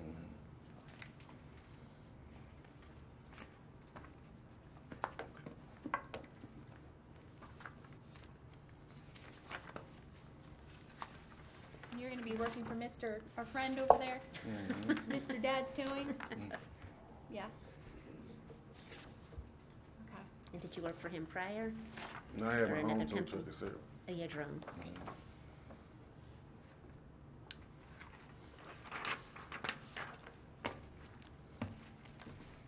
Well, this is your opportunity. You got anything you want to say as we look over this? I believe that my past is my past, and all I can do is go forward. I can't look back. What happened done happened. But I'm here now, trying to straighten my life out and go forward. And I ain't been in no trouble in a long time. It ain't been that long, but it's been long enough. That baby steps is all I can take. And I can just, you know what I mean, do what I can do. Right now. Do you all feel confident? Well, I run a very tight ship. He will have to really fly right to stay with me. As you know, the last two we discussed here previously, one was a no-show, one lasted 3 days. What? Give you an idea. So if he doesn't fly right with me, he will not move his line. Yes. And forgive me, Billy, is West Nashville Dad's the same? Mhm. Okay. Well, I would make a motion to approve, but approve only to work for West Nashville and Dad's Towing. What do we do about somebody who doesn't put down 2 new felonies on the application, puts down things like failure to answer or pay original violation suspension, failure to appear for court, failure to show ID, failure to satisfy fine, failure to pay child support, suspension from driver's license, but fails to put down in his application 2 felonies, both involving a weapon, which is something I'd really like to know when I'm evaluating an application Yes, as sir. to granting someone the right to tow somebody else's vehicle. Yes, sir. That you seem to go ahead and violate the law about having a firearm Yes, in sir. your possession. Well, that was then. I had it. And Well, I was, it's I now was when protecting I'm my looking home. at your That's what I'm saying. application, though. That's what I'm saying. I was protecting my home when I had to. But it's now when I'm looking at your application and not getting the full picture of who you are from Yes, sir. then. Mhm.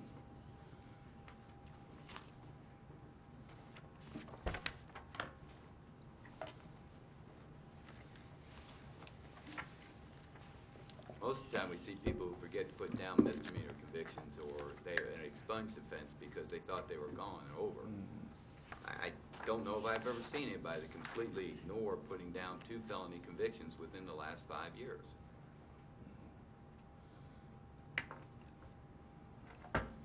Which is really important for this commission to know whether we ought to be approved for this privilege to get to tow people's cars. Yes, sir. Well, there's a motion on the table. Is there a second? I'll second. All those in Purpose of favor? discussion. I'm sorry. I didn't. Oh, this discussion's finished? No. Oh, Sorry, I did have yeah. one procedural question. We've done some of these on like a probationary status.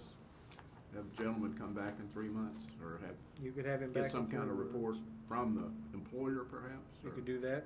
So we would ask him to come back at the April meeting to give us a report, both Mr. Morton and his employer.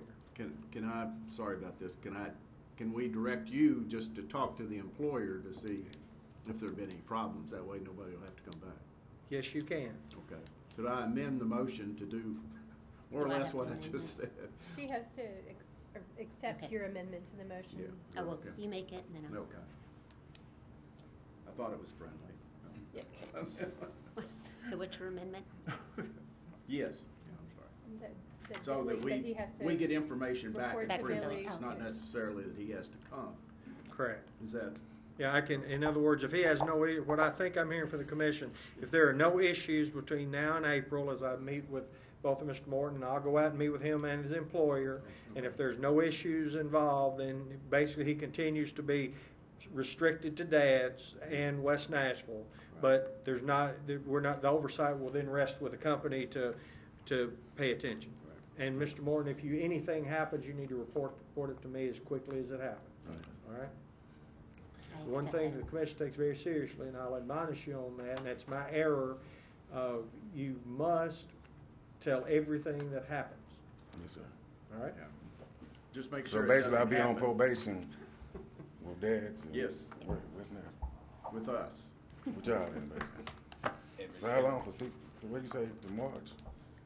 3 months. 3 months. That's what we're talking about. 3 months is. I accept that amendment. And we trust that Dad's gonna make you fly right, since we're restricting you to work for him for that period of time as well. So how long my permit good for? Well, What now? How long is my permit good for? 3 months. And then what? Is that? No. Now, you'll issue a He's being permit issued that'll be good for the term of, Okay. whatever the current term Okay. is.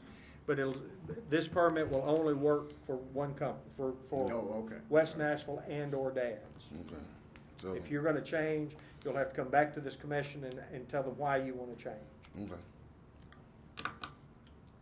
In other words, you'll come to the office, fill out another application for us, Then come back to the board. and you'll come back in front of this group to explain. Okay. that's only if you're changing employers. Correct. No, I was just asking because it used to be like a year or 2 years or something like that. No, your permit is for the regular term. Your probation, so to speak, is for 3 months. Correct. All right, there's a motion, it's been amended, there's a second. All those in favor say aye. Aye. Aye. Good luck. Unanimous. Y'all have a good evening. Sorry, I didn't put everything down, but that was good. That's good. All right. All right. Thank you. Okay, booting. Ms. Fields, it looks like there's a review of booting employee application for Jesus Pena Nava. Correct. Mr. Nava, you come forward and make his application. He did not indicate any charges. And when his background came back, they're traffic related, 2015, driving on a suspended license, 2005, driver's license required, that was dismissed, 2004, driving on a suspended license, that was also dismissed. He had dismissed charges, he just failed to list. He's qualified other than just didn't list those. I can explain like that. Because I'm legal like 4 years ago, long time ago, I'm not legal. I don't have a driver license. I keep having a driver license. But right now everything is clean. So when I go apply for my work again, so I forgot to put it. That's why I'm here right now. Yes, it is. Yes. So you just figured since you weren't legal to have a driver's license. So you now, did- yeah, now I need to work. Now I'm married, having babies. I need to make sure my life is okay. So now I'm legal. I got all my driver license, permits, and everything to work and everything. So now I apply for another job because I have the job in the mornings. I need another job at nighttime. Only part time. Yes, one. I figured out that I need You working at day and at night. Who's home taking care of the family? a wife. Not but only working part time at nighttime, like 20 hours a day at night. And his license is valid.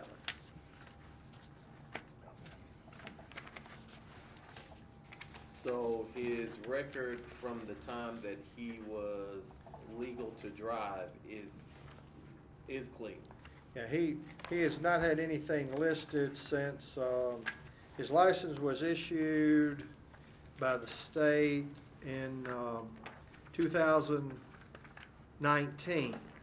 Since then, there's nothing has come back. The last record we have on him would be 2015.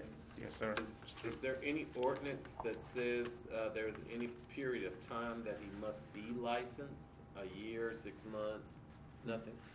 Just valid driver's license. And this is a booting employee application. Yes, sir. So, He's typically not driving, Right. but it's still a requirement. good. So I'm still missing why you didn't answer the question. Hold on before you start speaking. Yes, sir. Why you didn't answer the question truthfully for this commission? Because when I told my lawyer, when I go get the application, I told my lawyer, because I used to have an ID long time ago. It started when 086. So when I told my lawyer, hey, what's going on with the old pass? He said, no, the old pass, don't worry about it. I said, okay, cool. So I get him my new driver license and everything because I got a different number. So that's why I go to apply for my job. So I found it out when I applied for my job, all my pass coming back. That's why I'm here right now. Well, you're here right now because you weren't truthful in your application. Yes, sir. Not because of your past, Yes, because sir. you weren't truthful. Because I know to the truth. You're right, sir.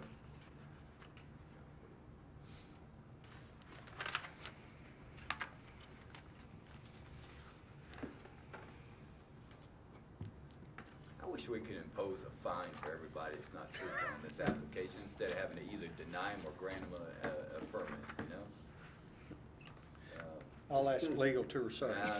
I've been told we're not allowed to generate revenue, but, you know, we have a choice of either deny them or grant them when they're blatantly not truthful. You're right. You'd be.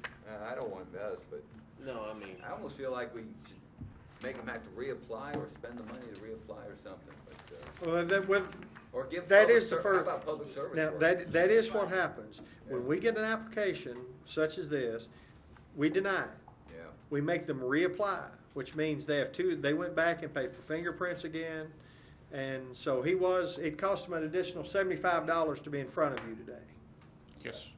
So you deny the initial application, which means they have to, it's basically an appeal to us. Unless I can find a reason why, in other words, if there's a reason why, I can look at it and go, I see what happened.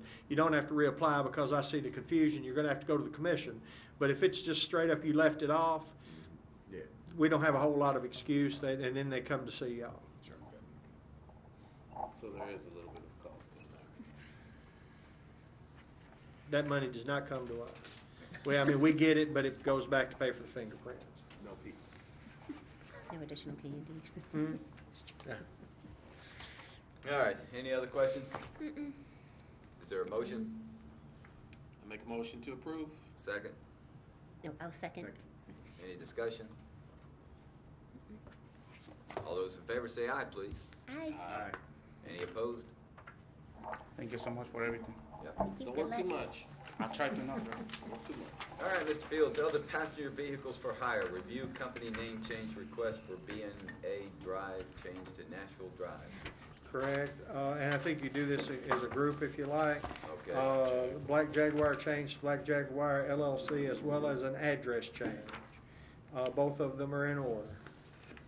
Any reason not to deny anything? No reason not to approve. Correct. Is there a motion? I make a motion to approve the address change for B&A Drive as well as Black Jaguar. Second.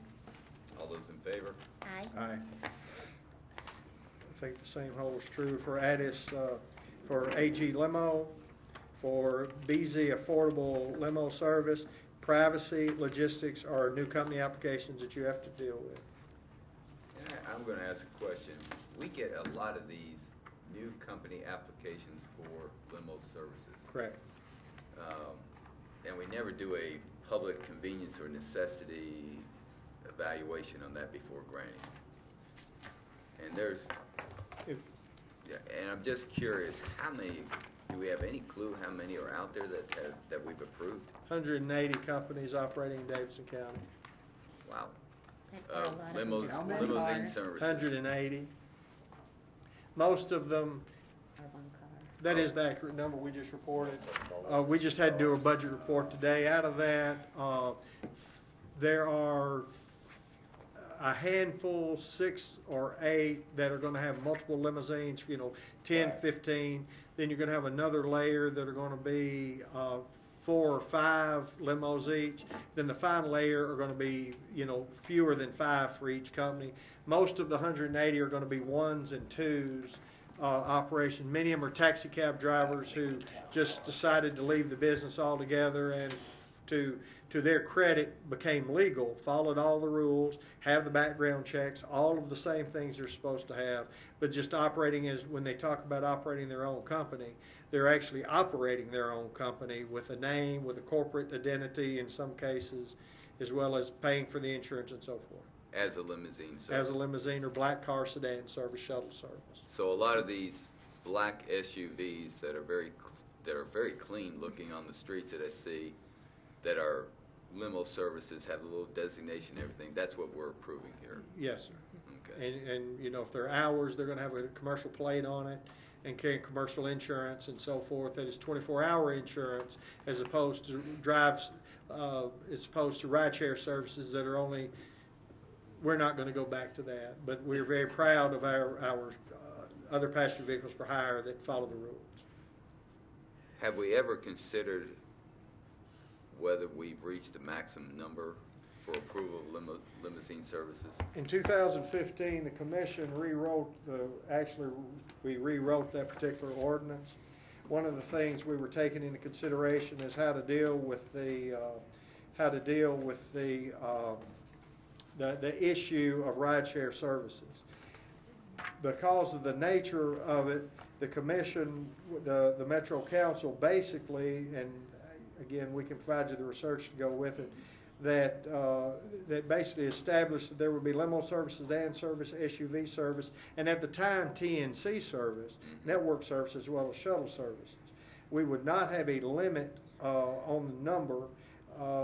Basically, through about 14 months of conversations with Uber and Lyft at the time, trying to determine how could we bring them under licensure and get them get the playing field level. So we did not put a limit on the number of those kind of vehicles that were on the street. However, at the time, those vehicles were going to be subject to the same rules that the limousines and so forth were. Okay. So we did not do certificates of public convenience and necessity in the same way we do taxi cabs and other vehicles that y'all regulate. Okay. Was that enough? That was, there's 180 applications that we've approved is a little mind-boggling. Yeah, there are a lot of them out there, and very few complaints. And I think a lot of the bigger companies, sometimes if there's a big convention in town and they're doing airport transfers to and from hotels, will also reach out to those smaller companies if they need additional in their fleet, because they could have 200 people coming in through the airport one day, and they have them timed out specifically who they're picking up, how many they're picking up, where they're going, and what the traffic issues. Mm-hmm. I will say they are needed based on my experience. Well, do we have a motion on the review or the applications for ADAS, BZ, and Privacy Logistics? I move we accept or approve. Second? Second? All those. Do we need to list them by name, or can we just say? I mean, I think it would be good if you would list them by name. It'd be clear record.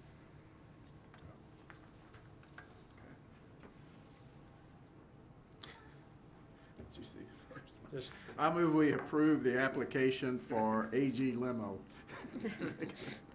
And you can do all three. We can do all. Yeah, I'm sorry. Name all three. And BZ Affordable Limo and Privacy Logistics. Yes, perfect. I will second. All those in favor? Aye. Aye. All right. Any other business today, Mr. Fields? One thing that should have been on your agenda to discuss today, as many of you know, I was unavailable last week and I made an error. We will have a public hearing at the February meeting to discuss what is called now DADS 2 zone, operated by Dad's in West Nashville, Mr. Mitchell's company. He is suggesting that we subdivide the zone to allow for service of Dad's on one section, West Nashville on the other. It's not an issue of transfer. It's not an issue of being available for, he already has been awarded the zone of operation. It's just a matter of, he feels like it would make better sense and would provide better service. I should have had him here in a public hearing today to be able to describe that to you. We will provide that information to you prior to the next meeting, and I apologize for that. Okay. I would like to meet with the commissioners once we close the meeting to address the matter that it's not of public concern. It's about management of our future meetings. Okay. It would be best to do that in an open meeting context. All right. I have a matter that's going to be starting in federal court on April 7th. It's going to go 3 months, and I will be in trial Monday through Thursday and many Fridays every day, and it's projected to go 3 months. So my availability for our regular scheduled meetings is I'm not going to be available. There's some options for me to be able to still attend the meetings, and that would be if we move the meetings.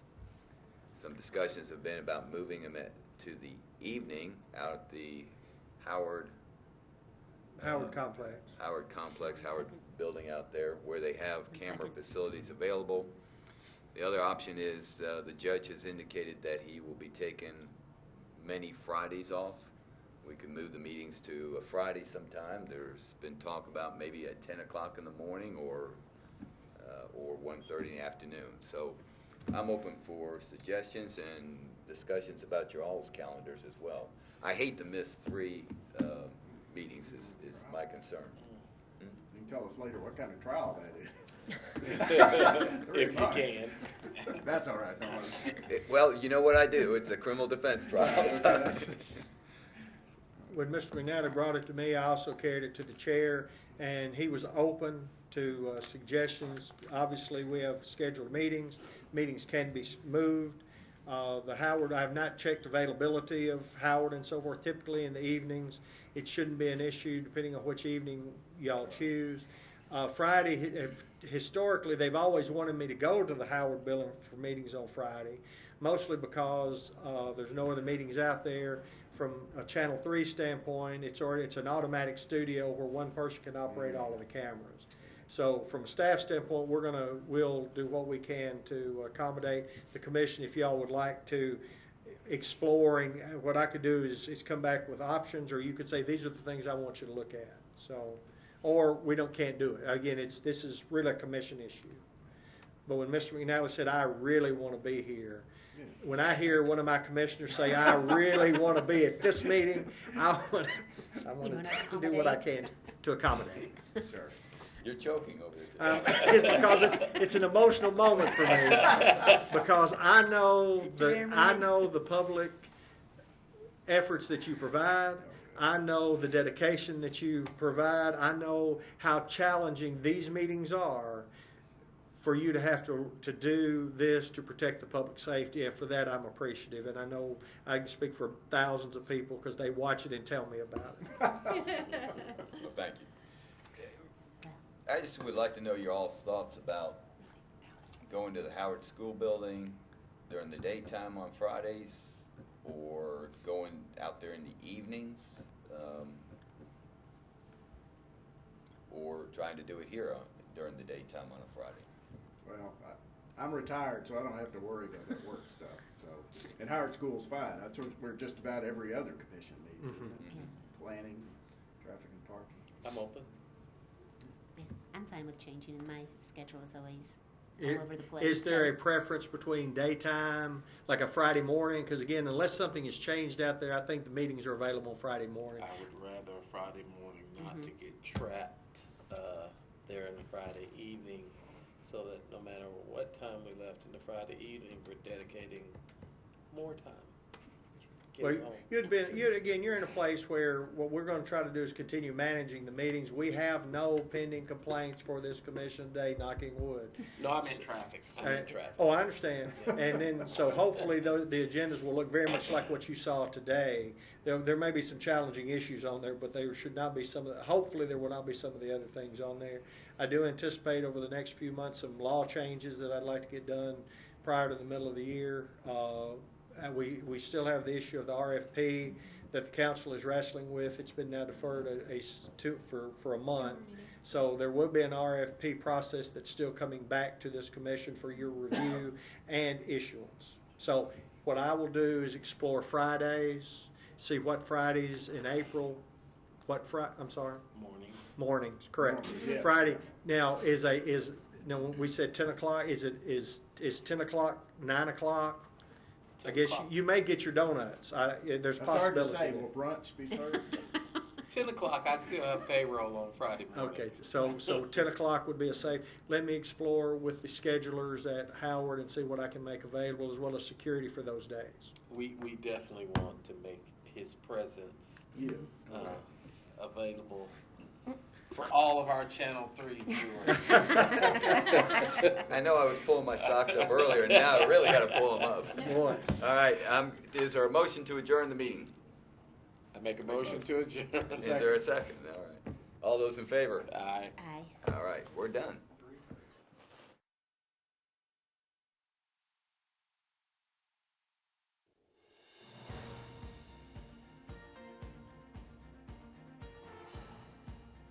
This has been a service of the Metro Nashville Network.